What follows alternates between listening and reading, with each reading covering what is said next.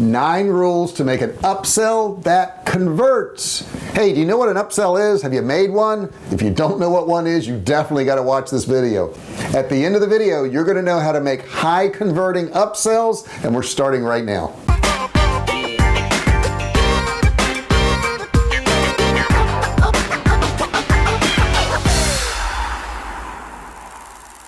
Hey, I'm J.R. Fisher and welcome to my channel. I've been selling online since 2009 and I've sold millions of dollars worth of products, both physical and digital. Matter of fact, my branded products are on thousands of websites, including Walmart. Now, if you haven't already done so, make sure you subscribe. Click that button below there, that subscribe button right now, and don't forget the bell, the little bell next to it. That's your notification bell. You've got to turn on all notifications. That way I can let you know every single time I have a new video. Now let's talk about these upsell things. Have you done one? Do you know what one is? Put your comments below. I want to hear your comments and see what you've worked on prior to this video.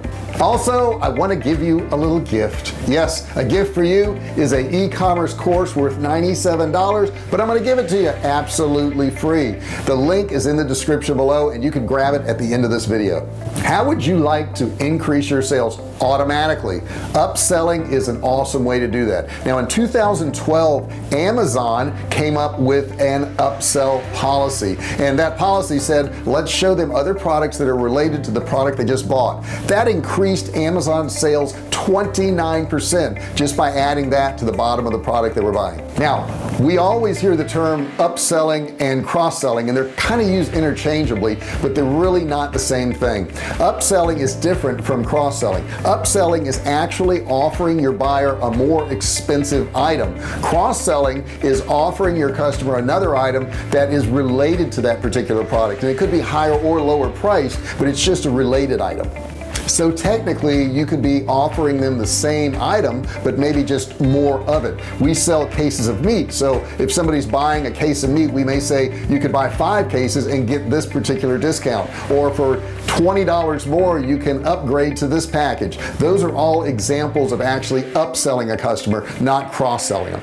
So in this case here, you may want to sell them a little bit more coffee. You may give your customers the option to buy twice as much of the same roast coffee for just a couple dollars more. So cross-selling is really persuading them to buy an item that complements the item they just bought. In the case where somebody bought coffee, you may offer them a coffee pot or coffee filters or coffee mugs. All of those things are actually cross-sells to the original item that they bought. Okay, so let's get into the 9 ways that we can do this. First off, we want to make sure that we don't do things to irritate the customer. So number 1 is be tactful, be nice, be kind. Don't be pushy when you're selling your upsell. If you harass your customer with an upsell on every single page they go to, a pop-up along those lines, constantly asking them to buy something, that's going to actually drive your customers away from your site and cause them not to buy anything. So let's limit your upsells to 2, maybe 3 at the most upsells in the entire process. Now number 2 is don't scare them away with a big price jump. And what do I mean by that? If somebody just bought a $29 product and the next product that you try to upsell them is $2,900, that's way more than what an upsell should be. Generally, when we're selling a product for, let's say, $29, we may go to $99 or $159, but we're certainly not going to go into the thousands for a product that's less than $100.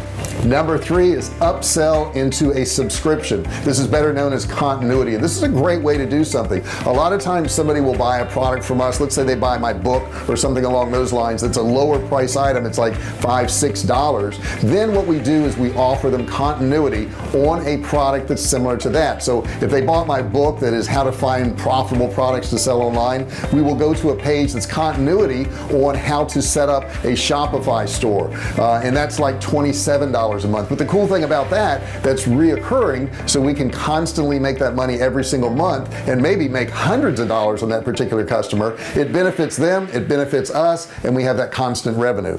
Okay, here's a good example right here. This is organic meal replacement meal, it's called. They offer a discounted subscription rate to entice the customer to go with a reoccurring order. Subscription boxes are becoming a major player in the world of e-commerce because they offer convenience and never having to remember to buy shampoo or toothpaste or any of those things. Yeah, I'm in on that.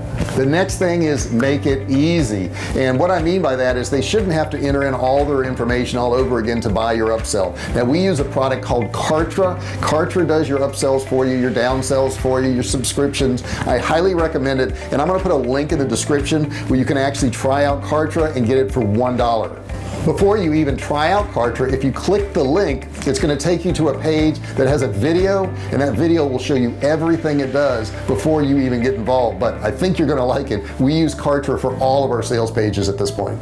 Number 5 is offer a bundle. Now what is a bundle? A bundle is where they pay a little bit more money but they get a whole lot more of that same product. Now what you want to do on that particular page, let's say they're buying our cases of meat, which are $159, and it offers them 5 cases with free shipping or some sort of discount. We want to offer a suggestion. We may say you'll need to stock up so you have this on hand. We may say this is great for gift giving, something along those lines, so it gives them a reason to actually bundle and buy more of that particular product. Number 6 is incentivize the sale. And here's what I mean by that. We want to offer them something a little extra where when they buy more of our product they get something special. So in the case of, let's say, our canned meats, maybe in addition to getting free shipping on 5 cases, we may say we're also going to give you this bonus report worth $29, or we're going to give you access to this particular course. So that way if they spend more money they even see more value than just spending money and getting a little bit of a discount. And those bonus things, especially if it's a downloadable or a course or something along those lines, have no base cost to them because you've already prepared it, you already have it done. So giving it to them adds value to them, but it doesn't cost you more in profit. Number 7, offer recommendations. And what do I mean by that? Well, on that particular upsell page we may have testimonials of people who actually recommend that product. We have videos of people who are talking about our products or talking about our services, and when they see that on the page it makes them more apt to actually buy your upsell. Number 8 is leverage reciprocity. So what is reciprocity? Reciprocity basically is when you give somebody something they feel like they owe you something. So maybe on that first order you could give them something a little extra so that when they get to the upsell they look at that and go, well, this company's already given me this free report, this free course, so yeah, I'll go ahead and take their upsell. So having that in their back of their mind that they owe you a little something works great when you're offering your upsell.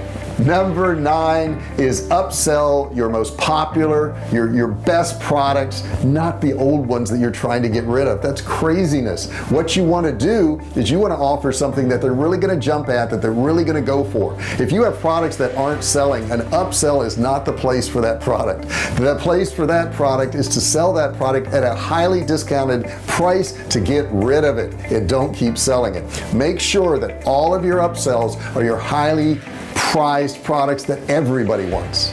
All right, so now you know the difference in an upsell and a cross-sell, and you know how to improve those upsells. Make sure you put all of these practices into place and you're going to see your sales go up. Now, have you tried to do an upsell? Have you worked on this before? Do you have questions about upsells? Please put your comments below. I answer all the comments. And don't forget, if you haven't done so, make sure you subscribe. You don't want to miss a single video. So what you also want to do is the bell right next to the subscribe button. YouTube won't tell you that I do a video unless you turn on all notifications. That's super important. Don't forget to like this video also, or dislike it. Either way, give me your reaction, let me know what you want. And also don't forget, grab that e-commerce course I told you about. It's a $97 course, but you can get it absolutely free. All you gotta do is click in the description. There's no webinars to attend, there's no credit cards to put in. You just click and gain access. I want to see you get that. That's my experiment in giving away this course,